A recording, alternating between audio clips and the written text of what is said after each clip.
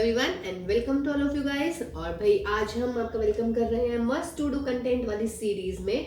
जो हमारा एक टॉपिक रह रहा था प्रोबेबिलिटी, उसके हम 9 क्वेश्चन कर चुके हैं। तो आगे वाले जो क्वेश्चन हैं उसकी क्लास आज हम कर रहे हैं। तो आज हम उसमें स्वागत कर रहे हैं। ओके गाइस, लास्ट क्लास में ये क्वेश्चन इनकम्प्लीट रह गया था, तो इसलिए दोबारा से इसको स्टार्ट कर रहे हैं हम। तो क्वेश्चन नंबर 10 था हमारा कि A and B throw a die alternatively till one of them gets a number greater than 4 and wins the game. I mean A और B डेफिनेट सी बात है कि अल्टरनेटिवली जैसे हम डाई खेलते हैं, पहले एक की टर्न आती है फिर दूसरे की टर्न आती है, तो वो कह रहे हैं कि ऐसे वो डाल रहे हैं उस डाई को और जिसका भी 4 से ज्यादा नंबर बड़ा आ जाएगा पहले, वो उस गेम को विन कर जाएगा। ठीक, now if A starts the game, what is the probability of B winning? यानी कि हमें B को जिताना है और स्टार्ट कर रहा है A गेम को।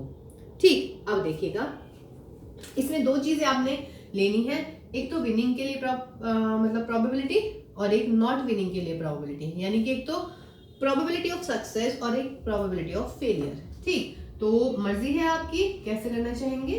तो probability of getting a number greater than 4 क्या होने वाली है, let us suppose that is P, यानी कि प्रोबेबिलिटी ऑफ सक्सेस इसको लिख सकते हैं,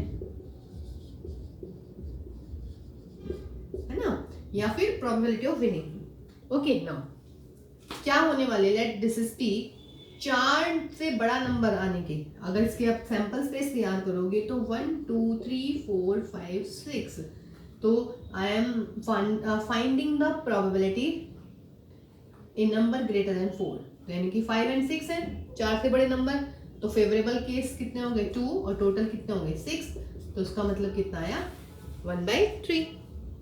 उसके बाद में प्रोबेबिलिटी ऑफ फेलियर यानी कि प्रोबेबिलिटी ऑफ नॉट विनिंग, वो सपोज कीजिए Q, तो वो कितनी होने वाली है 1 - P, यानी कि 2/3।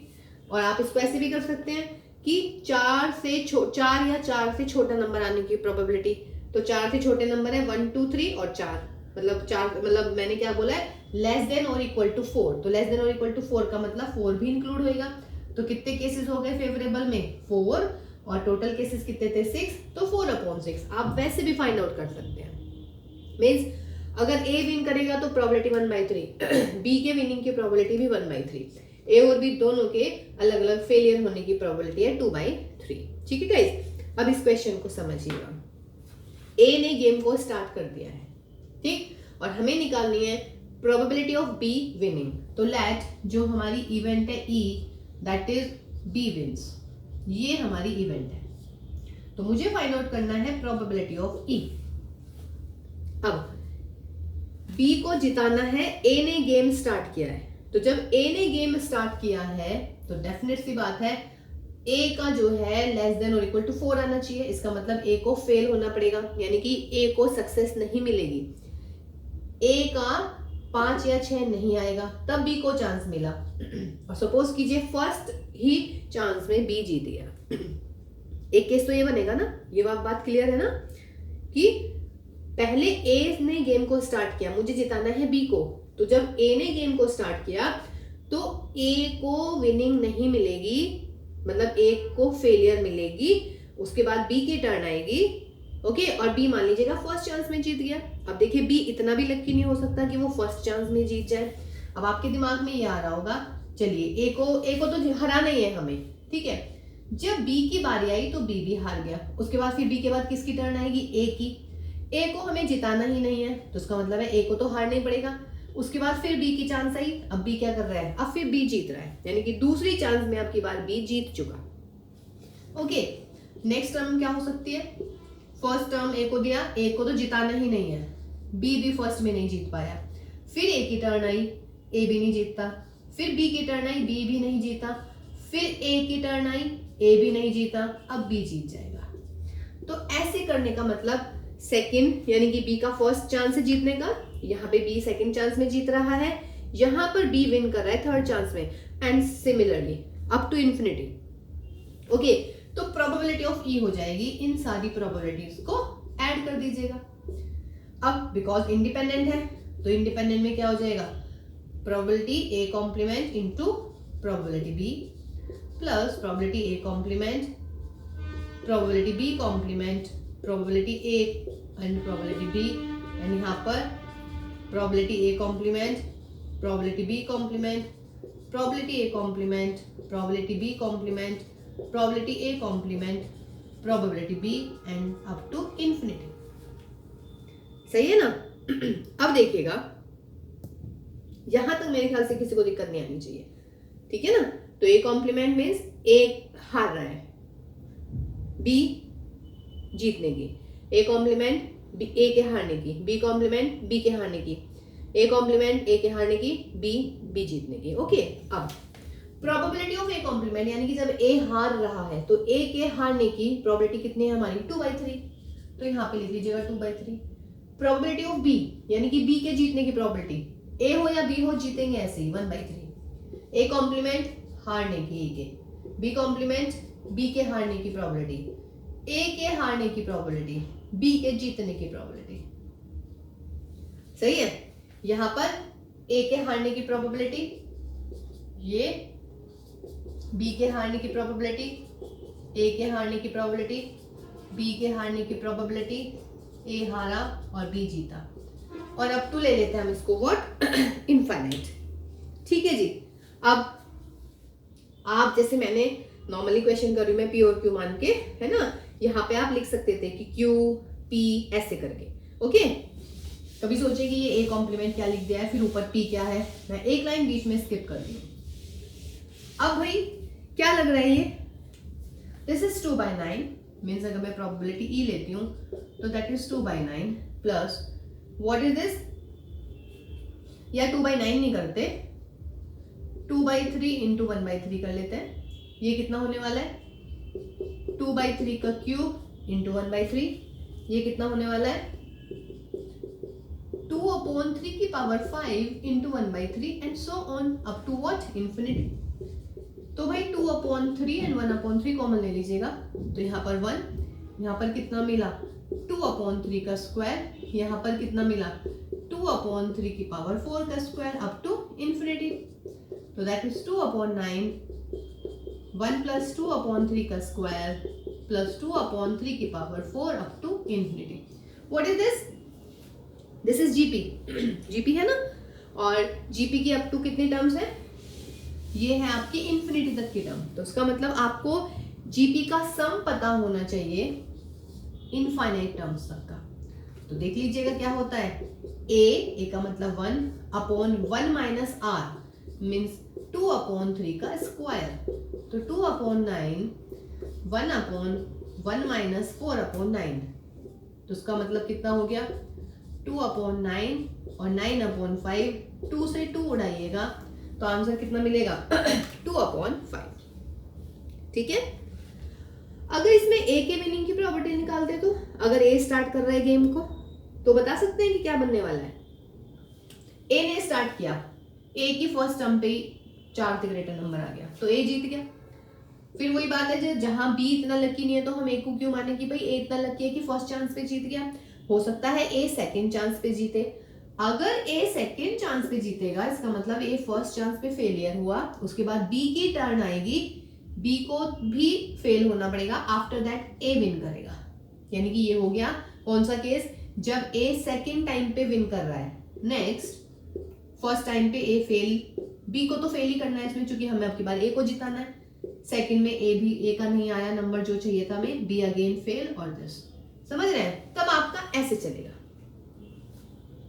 ठीक है गाइस, तो ये अच्छा सवाल था आपका। देखिए जी next question, question number 11, a die is thrown 3 times, a और B are defined as below. A का मतलब है इवेंट का कि 5 on the first and 6 on the second throw, ठीक है? और बी इन्होंने डिफाइन किया है 3 और 4 ऑन द थर्ड थ्रो, और आपको निकालना है प्रोबेबिलिटी बी गिवन ए। तो प्रोबेबिलिटी बी गिवन ए का फॉर्मूला क्या होता है, probability B intersection A upon probability of A. तो इसका मतलब अगर मुझे ए इंटरसेक्शन बी का मतलब के एलिमेंट्स पता चल जाए और प्रोबेबिलिटी मतलब ए के एलिमेंट पता चल जाए तो मैं ये दोनों प्रोबेबिलिटी निकाल लूंगी और सॉल्व कर लूंगी। सैंपल स्पेस में कितने एलिमेंट होंगे भाई अगर मैं सैंपल स्पेस को तैयार करूं। 3 है और डाई है हमारे पास में, तो यानी कि 6 की पावर 3 यानी कि 216 आइटम आने वाले हैं। सैंपल स्पेस में 216 एलिमेंट्स आएंगे। ठीक है, चलिए अब उन 216 की लिखने की हमें बिल्कुल भी आवश्यकता नहीं है, बिकॉज जस्ट मुझे चाहिए कि व्हाट टोटल जो एलिमेंट्स होंगे वो कितने होने चाहिए। ठीक है ना। तो पहले हम ए का सैंपल स्पेस तैयार करते हैं, है ना, क्योंकि देखिए 216 एलिमेंट्स मुझे जरूरत ही नहीं है उनके, अननेसेसरी में क्यों फाइंड आउट करूं। बट मुझे पता है कि total number in sample space will be what 216। ठीक, अगर जरूरत पड़ती तो लिखना भी पड़ता, लेकिन इस केस में हमें ज्यादा जरूरत नहीं पड़ने वाली। ओके ना, कह रहे हैं कि A 5 on the first and 6 on the second throw, means 5 पहले थ्रो पे आना चाहिए और 6 आना चाहिए सेकंड थ्रो पे। तो अगर 5 यहाँ 6 आ गया तो थर्ड थ्रो पे क्या आ सकता है, 1 भी आ सकता है, 2 भी आ सकता है, 3 भी आ सकता है, 4 भी आ सकता है, 5 भी आ सकता है और भाई 6 भी आ सकता है। इसके अलावा तो नहीं कुछ आने वाला, क्योंकि हमारी फर्स्ट और सेकंड प्लेस तो फिक्स हो गई है ना कि 5 on the first and 6 on the second throw. तो 5 6 यहाँ पे क्या आ सकता है, 1 2 3 4 5 6, ये हमने लिख दिया है।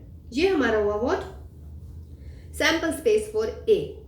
ओके गाइस, अब आते हैं बी पर। बी ने क्या बोला है, 3 और 4, या तो 3 आ जाए थर्ड थ्रो पे या 4 आ जाए, 3 या फिर 4।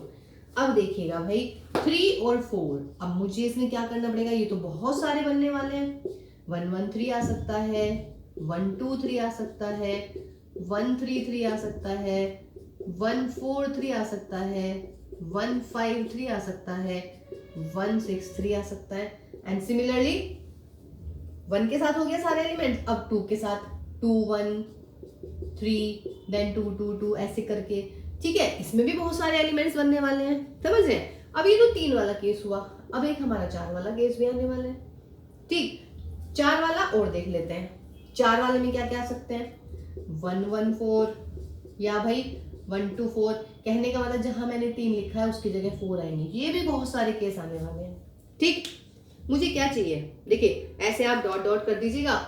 लास्ट में आपके पास में एक आने वाला है 5 6 3 5 6 4, ऐसे 2 एलिमेंट्स आएंगे या नहीं, एक 3, लास्ट में 3 आ गया, लास्ट में 4 आ गया।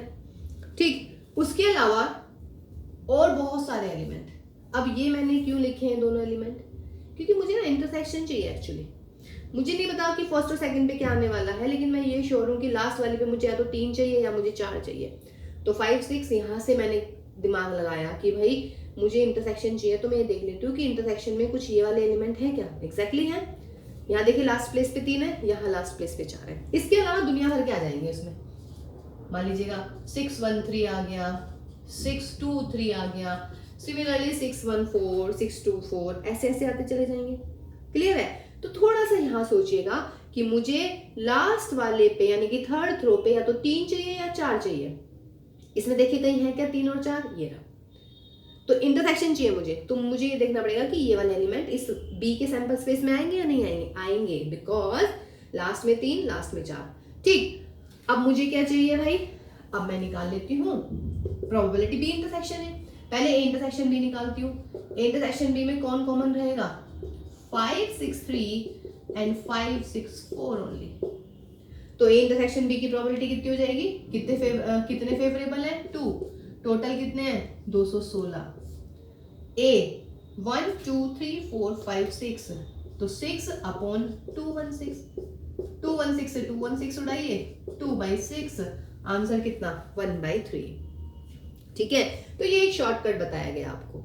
एलिमेंट्स भी लिख सकते हैं आप, है ना, अगर आपको लग रहा है कि भाई एलिमेंट लिख लेते हैं यार हम तो कोई दिक्कत नहीं है, आप एलिमेंट भी लिख सकते हैं। बस देख लीजिएगा, 1 से शुरू कीजिएगा, 1 1 3 1 2 3 1 3 3 1 4 3 1 5 3 1 6 3, फिर 2 1 3 सारे 2 के साथ, फिर 3 के साथ, फिर 4 के साथ, फिर 5 के साथ, फिर 6 के साथ, और फिर अगली और एलिमेंट्स क्या आएंगे बेटा, उसमें आपको 3 की जगह 4 लिखना है। लेकिन अगर थोड़ा सा भी सोच लो आप कि मुझे चाहिए इंटरसेक्शन, तो आप ये देखिएगा क्या जो ये वाली कंडीशन है 3 और 4 ए में है कहीं अवेलेबल। एग्जैक्टली ये रहा 3 और 4, तो वे यहाँ भी आएंगे वे दोनों एलिमेंट, तो उसका मतलब इंटरसेक्शन लिख लीजिएगा आप डायरेक्ट। ठीक है गाइस, देखिए जी इजी सा क्वेश्चन है, question number 12। Probability E given है, प्रोबेबिलिटी बी गिवन है। कह रहे हैं कि प्रोबेबिलिटी नॉट ए और नॉट बी भी गिवन है। पूछ रहा है ए एंड बी इंडिपेंडेंट है क्या। अब सवाल तो वो ही बच्चे कर पाएंगे ना जिनको ये पता हो कि व्हाट इज इंडिपेंडेंट, है ना। तो इंडिपेंडेंट के लिए आप क्या प्रूव करते हैं, if A and B are independent, if A and B are independent, क्या कंडीशन होती है, probability A intersection B is equal to probability of A into probability of B, ये होना चाहिए। अब probability A मेरे पास है 1/2, probability B भी है मेरे पास में, तो मुझे क्या फाइंड आउट करना है, A intersection B। अब देखते हैं हमें क्या गिवन है, हमें ये गिवन है probability not A, not A का मतलब A कॉम्प्लीमेंट, और यानी कि यूनियन not B यानी कि B कॉम्प्लीमेंट, ये हमें गिवन है। ठीक, अब डेफिनेट सी बात है ये गिवन है तो उसका कुछ यूज तो होगा ही। अब भाई अब probability A complement union B complement is what 1/4। इसको देख के कुछ याद आ रहा है डिमॉर्गन्स लॉ, यस वो ही याद आना चाहिए था, ये डिमॉर्गन्स लॉ का फॉर्मूला। ए इंटरसेक्शन बी का कॉम्प्लीमेंट होता है इसके इक्वल। अब अगर ये मान लीजिए मेरा ए होता तो आप क्या करते, प्रोबेबिलिटी ए कॉम्प्लीमेंट किसके इक्वल होता, 1 माइनस प्रोबेबिलिटी ए यानी कि probability A intersection B that is 1/4। Solve कर लीजिएगा तो आपके पास में प्रोबेबिलिटी ए इंटरसेक्शन बी आ गई हमारी कितनी, 3/4। ठीक, नाउ अब निकालिएगा भाई probability A into probability B. Probability A is 1/2 और दैट इज 7/12, तो ये आ गई 7/24। इक्वल है क्या दोनों, नहीं, तो not equal to probability A intersection B, तो therefore A and B are not independent. देखिए कितना सिंपल सा क्वेश्चन था, बट यहाँ पे यूज हुआ हमारा डिमॉर्गन्स लॉ। तो ये डिमॉर्गन्स लॉ होता है, तो इसमें 3-4 रिजल्ट यूज हुए हैं, इंडिपेंडेंट की डेफिनेशन यूज हुई है। तो जिनको ये छोटे छोटे से रिजल्ट्स पता होंगे, देखिए सवाल कितना जल्दी से सॉल्व हो गया है। देखिए next question is from probability distribution. Random variable x की वैल्यूज गिवन है आपको, उसकी रेस्पेक्टिव प्रोबेबिलिटीज भी गिवन है आपको। ठीक है, अब कह रहे हैं कि find the probability when x is equal to 3। तो देखिए x इज इक्वल टू 3 कहाँ है, यहाँ पर, तो प्रोबेबिलिटी कितनी है 7/k, तो उसका मतलब 7/k is the answer. But k की वैल्यू भी आपको निकालनी पड़ेगी। ठीक है, अब क्या सोच रहे हैं कि k की वैल्यू कैसे निकलेगी।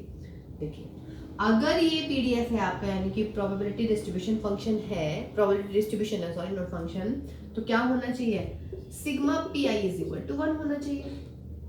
मीन सारी प्रोबेबिलिटीज का सम 1 के इक्वल। ये वाली चीज इसमें याद अगर रही तो सवाल हो गया, और ये याद रख लीजिएगा क्योंकि हम कई क्वेश्चन कर चुके हैं इस टाइप के। तो सारी प्रोबेबिलिटीज को सम करके 1 कर दीजिएगा। एलसीएम तो के ही आने वाला है, 7 और 5 12 और 9 वॉट 21 22 और ये हो गया 32। तो इसका मतलब भाई k की वैल्यू आ गई मेरी कितनी, 32। तो k इज व्हाट 32। ठीक, now if k is 32 then what about this, then probability of x is equal to 3 will be what, 7/32। that is your answer guys, है ना इजी।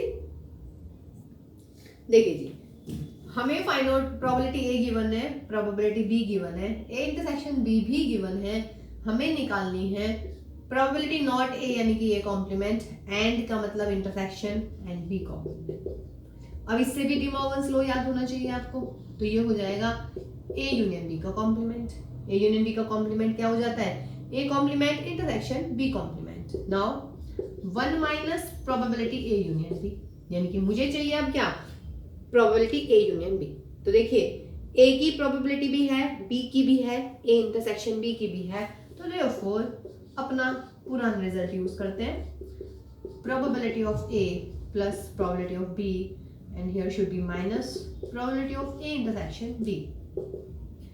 रख लीजिएगा all values, 1/4 1/2 minus 1/8। LCM will be what, 8, 4 2s are 2 4s are and 1, तो ये हो गया मेरा 5/8। तो यहाँ पे रख लीजिएगा वैल्यू। तो therefore probability A dash intersection B dash is equal to 1 minus 5/8 यानी कि what, 3/8। Very simple question। देखिए जी क्वेश्चन नंबर 15, कितना बड़ा सा सवाल लग रहा है कि यार ये तो बहुत बड़ा क्वेश्चन है, बट कोई बात नहीं भाई, ये बहुत ही इजी क्वेश्चन है, बेस थ्योरम का क्वेश्चन है, बहुत इजी है। चलिए, ए doctor to visit a patient from the past experiences, it is known that the probability that he will come by train, bus, scooter or by other means of transport are respectively, ये आपको probabilities दी हुई है। तो जहां तक अभी तक मैंने यहाँ तक सवाल पढ़ा है, यहाँ तक, तो क्यों ना मैं जितनी इंफॉर्मेशन मैं पढ़ चुकी हूँ उतनों को मैं लिख दूं पहले। तो लेट टी जो है, T be the event that the doctor comes by train, तो प्रोबेबिलिटी ऑफ टी निकालेंगे। Let B be the event that the doctor comes by bus, उसके बाद क्या है S. Let S be the event that the doctor comes by what scooter, and let O be the event that the doctor comes by other means of transport. अब train से आने की probability कितनी है उसकी 3/10, बस से आने की 1/5, स्कूटर से आने की 1/10, और भाई अदर मीन्स ऑफ ट्रांसपोर्ट आने की 2/5। यहां तक का मैंने काम खत्म कर दिया। देखिए 4 लाइन मैंने भी यहाँ पे 4 प्रोबेबिलिटी लिख दी ना। अब वो कह रहे हैं कि the probability that he will be late are 1/4, 1/3, 1/12 if he comes by train. कहने का मतलब डॉक्टर साहब लेट आ रहे हैं, अगर वो ट्रेन से आते हैं लेट तो प्रोबेबिलिटी 1/4 है, बस से लेट आ रहे हैं तो 1/3 है, और भाई अगर वो स्कूटर से आ रहे हैं तो प्रोबेबिलिटी है आपकी 1/12। But if he comes by other means of travels या transport, he will not be late, तो वो लेट नहीं होंगे अगर वो फोर्थ ऑप्शन से यानी कि इससे आते हैं। तो देखिए जनहित में तो डॉक्टर साहब को इसी से आना चाहिए ना भाई। मान लीजिए फालतू में लेट लाट हो गए कहीं है, पेशेंट को इमरजेंसी है, तो हम तो चाहेंगे कि डॉक्टर साहब हमेशा अदर मीन ऑफ ट्रांसपोर्ट से ही आए ताकि वो लेट ना आए और मरीज की जान भी बचती रहे। चलिए okay, now when he arrives he is late, यानी कि डॉक्टर साहब लेट हो ही गए हैं, तो लेट जो हमारी ई है, E is the event that doctor comes late, the doctor is late. एक इवेंट मैंने ये ले ली है ठीक है जी। अब what is the probability that he comes by train, he comes by train यानी कि मुझे निकालनी है ये प्रोबेबिलिटी, ये है ना when he arrives he is late, इसका मतलब क्या हुआ, it is known that he is late, ये हमें पता चल गया है, it is given that he is late, तो it is given to you कि ही इज लेट। अब आपको प्रोबेबिलिटी निकालनी है कि डॉक्टर साहब जो है ट्रेन से आ रहे हैं, तो प्रोबेबिलिटी आपको निकालनी है टी गिवन ई। अब देखिए डायरेक्ट बेस थ्योरम का क्वेश्चन है, टी गिवन ई। तो सबसे पहले तो आपको जो ये प्रोबेबिलिटी दे रखी है ये करते हैं। डॉक्टर साहब लेट हैं बाय ट्रेन, कितनी प्रोबेबिलिटी है 1/4। डॉक्टर साहब लेट हैं बाय बस, कितनी प्रोबेबिलिटी है, बस से लेट आने की probability 1/3। He is late by scooter, that is 1/12। He is late by other mean of transport, other mean of transport से वो लेट नहीं होंगे, इसका मतलब इसकी लेट आने की प्रोबेबिलिटी कितनी हो गई भाई 0। ये आपकी सारी प्रोबेबिलिटीज होगी जो हमने इसके अकॉर्डिंगली लिख ली है। ओके नाउ ये निकालना है मुझे, क्या हो जाता है इसका फॉर्मूला, बेस थ्योरम लगेगी direct, probability E given T into probability of T, है ना। नीचे क्या हो जाएगा, इन सब का सम, मतलब कि probability E given T probability T plus probability E given B into probability of B plus probability E given S into probability of S, फिर यहाँ पर probability E given O into probability of O. Favourable ये total probability होगी हमारी, नीचे जो आती है वो टोटल प्रोबेबिलिटी। देखिए लेट आने की प्रोबेबिलिटी, लेट आने की अगर वो ट्रेन से आ रहे हैं, या फिर लेट आने की जब वो बस से आ रहे हैं, लेट आने की जब वो स्कूटर से आ रहे हैं, लेट आने की जब वो अदर मीन्स से आ रहे हैं, तो ये होगी हमारी टोटल। फेवरेबल कौन सी हो गई इसमें, ट्रेन वाली, तो ये हमारी ऊपर चली गई। सॉल्व कर लीजिएगा, ई गिवन 1/4 और प्रोबेबिलिटी ऑफ टी इज 3/10, और नीचे इनकी वैल्यूज रख लीजिएगा, तो 1/4 into 3/10 plus probability E given भी कितना है 1/3, प्रोबेबिलिटी बी कितना है 1/5 plus probability E given S कितना है 1/12, प्रोबेबिलिटी एस कितना है 1/10, प्रोबेबिलिटी ई गिवन ओ कितना है 0 और प्रोबेबिलिटी ओ कितना है 2/5. Solve this and you will get your answer. ठीक है, तो बेस थ्योरम का देखिए सवाल जितना बड़ा था सॉल्यूशन कितना छोटा सा हुआ. ये आपकी बेस थ्योरम है. फेवरेबल ऊपर आ जाता है, फेवरेबल इवेंट, फेवरेबल केसेस और टोटल प्रोबेबिलिटी आपके नीचे आ गई इसमें. देखिए जी नेक्स्ट क्वेश्चन फ्रॉम एनसीईआरटी. पिछले वाला भी एनसीईआरटी का था, बढ़िया क्वेश्चन है. A man is known to speak the truth 3 out of 4 times, यानी कि उसके सच बोलने की जो प्रोबेबिलिटी है वो है 3/4. ठीक है, तो झूठ बोलने की कितनी हो जाएगी 1/4. ऑब्वियस बात है, या तो व्यक्ति झूठ बोलेगा या सच बोलेगा. No, he throws a die and reports that it is a 6.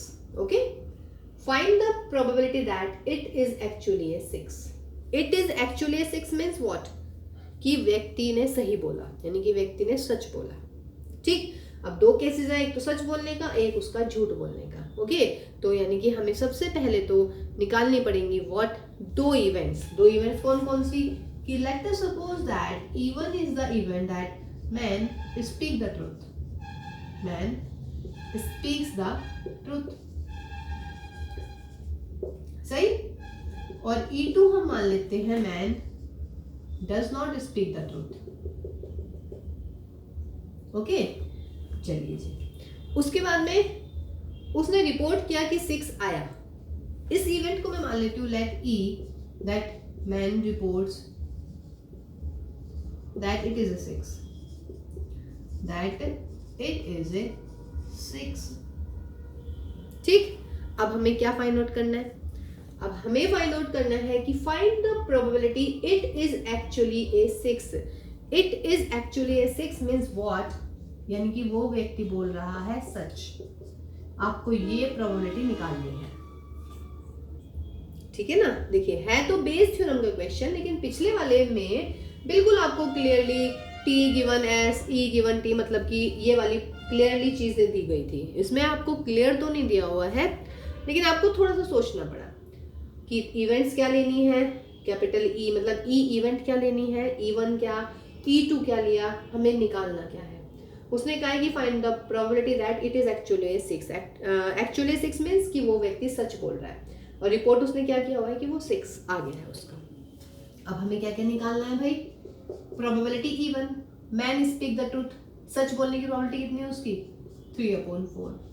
दूसरा हो गया E2 कि वो झूठ बोल रहा है, तो दैट इज 1 - 3/4 मीन्स व्हाट 1/4. सही है ना. अब मुझे निकालनी है प्रोबेबिलिटी E गिवन E1. इसका क्या मतलब हुआ भाई. E गिवन E1 का मतलब व्यक्ति ने सच बोला और रिपोर्ट किया कि 6 आया, और उसने बोला भी सच है भाई. अब आप सोच सकते हैं इसका मतलब क्या हुआ. वो हम कह रहे हैं कि व्यक्ति ने सच बोला है, ही स्पीक्स द ट्रूथ, और उसने रिपोर्ट भी बोला है, रिपोर्ट में भी यही बोला है कि 6 ही आया है. इसका मतलब क्या हुआ कि एक्चुअल में 6 आ गया है. तो इसकी प्रोबेबिलिटी कितनी मिली भाई मुझे 1/6, क्योंकि 6 आने की प्रोबेबिलिटी कितनी होने वाली है व्हाट 1/6. सिमिलरली अगर मैं कहूं E गिवन E2, तो इसका मतलब क्या हुआ, he does not speak the truth. It is given that he is lying. It is given that he is lying, but उसने रिपोर्ट किया है कि क्या आया है 6 आया है. बट हमें पता है वो लाई कर मतलब वो झूठ बोल रहा है. If he is lying and he reports that it comes 6, then what does this mean कि 6 नहीं आया, और 6 नहीं आने की प्रोबेबिलिटी कितनी 5/6. Very simple. सही है ना. थोड़ा सा ट्रिकी क्वेश्चन था, ट्रिकी इन द सेंस कि आपको ये चीजें बिल्कुल क्लियर नहीं दिख रही हैं इस क्वेश्चन में, जैसे कि हमें पिछले क्वेश्चन में गिवन था, है ना. तो थोड़ा सा स्टैंडर्ड इस क्वेश्चन का बढ़ गया. अच्छे से देखिए मैंने आपको लिख दिया है कि कौन कौन सी इवेंट हैं, और ये भी आपको बताया है कि इसका क्या मतलब, इसका क्या मतलब. नहीं समझ में आ रहा है रिवाइज कीजिए, रिवीजन कीजिए बार बार. ठीक है, और बस देखिए फिर आपको बिल्कुल क्लियर होएगा. कुछ नहीं आ रहा है समझ में कमेंट बॉक्स में डालिएगा. तो प्रोबेबिलिटी E1 गिवन E क्या होने वाला है, ऊपर आ जाएगा फेवरेबल केस और नीचे टोटल प्रोबेबिलिटी. तो टोटल प्रोबेबिलिटी में 2 probability, either he is speaking the truth और he is telling the lie.